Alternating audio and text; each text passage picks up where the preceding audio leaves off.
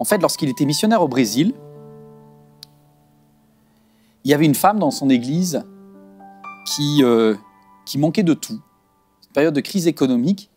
Et elle était chrétienne et il avait prêché le dimanche en disant « Faites connaître à Dieu, osez demander à Dieu, demandez, vous recevrez. » Enfin, tout ça.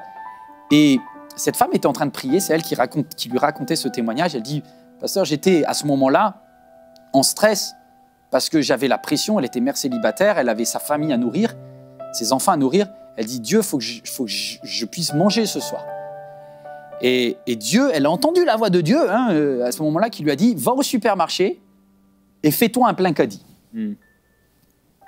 Bon, elle allait au supermarché. Sa foi de brésilienne, elle allait au supermarché Réal au Brésil, elle arrive, elle rentre, les portes s'ouvrent et elle commence. Et là, elle arrive au rayon de viande. Et instinctivement, elle dit « Il faut que je zappe, je ne vais pas me mettre en tentation. » Et elle réentend cette voix de Dieu, le Père qui dit « Je pourvoirai à tous tes besoins, fais un plein caddie. Vas-y. » Elle a commencé à charger. Elle a commencé à charger des trucs avec plusieurs zéros derrière. Hein. Des choses qu'elle s'achetait jamais, qu'elle n'osait plus acheter à ses enfants. Et elle a fait un rayon, 2 rayons. Et puis elle voyait le caddie qui monte. Et elle s'imagine que derrière, elle risque l'humiliation à la caisse parce qu'elle n'a pas les moyens financiers de payer. Son compte est à 0. Et c'est marrant parce qu'on stresse, mais perdu pour perdu. Moi, j'aurais dit ça. Elle est allée jusqu'au bout. Et elle est jusqu'au bout, elle a rempli. Elle arrive à un caddie énorme et il est midi au moment où elle arrive devant la caisse. Et elle ne sait pas trop, elle est un peu en stress, elle voit les caisses qui sont pleines. Et là, elle entend une petite voix du Saint-Esprit qui lui dit « Va à la caisse numéro 6 ». Alors, elle se met dans la ligne de la caisse numéro 6. Et quand elle est à la caisse numéro 6,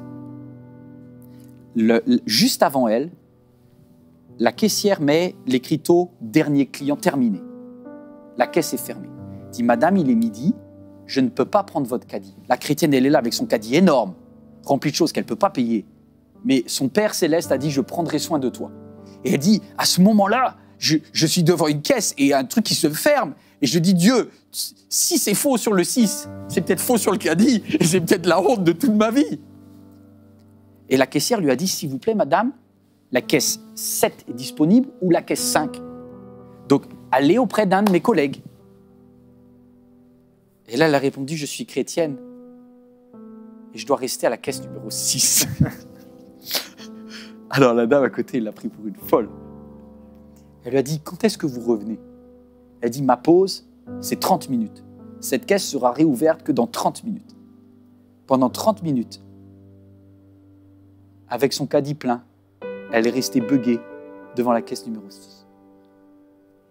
Et à 12h30 ce jour-là, le tapis a commencé à rouler. La caissière est revenue, elle dit, mais vous êtes incroyable. Eh bien, on y va pour ce caddie alors. Elle a commencé à dérouler. Et elle voyait le montant qui commençait à monter, 100, 150, 172, 190. Et au moment où elle se liquéfiait, elle était presque arrivée au dernier article, elle entend dans les haut-parleurs du supermarché, tirage au sort du jour, la personne qui a ses courses à la caisse numéro 6, le magasin vous les offre. Que dire? Elle s'est mise à pleurer, la caissière était choquée. Et elle lui a dit, mon papa, pourvoira à tous mes besoins. Waouh! Je ne sais pas si quelqu'un a des besoins, mais c'est le moment de prier. Oh, gloire à Dieu. Oh, mon Dieu. Merveilleux Seigneur. Dieu merveilleux, Jésus. Père, on veut te dire merci. Merci pour cette foule de témoins qui nous disent encore aujourd'hui que tu pourvois. Le manque, tu ne le connais pas. La peur, tu ne sais pas ce que c'est. Tu n'es pas un Dieu fragile. Mais pour un temps, tu t'es abaissé jusqu'à nous.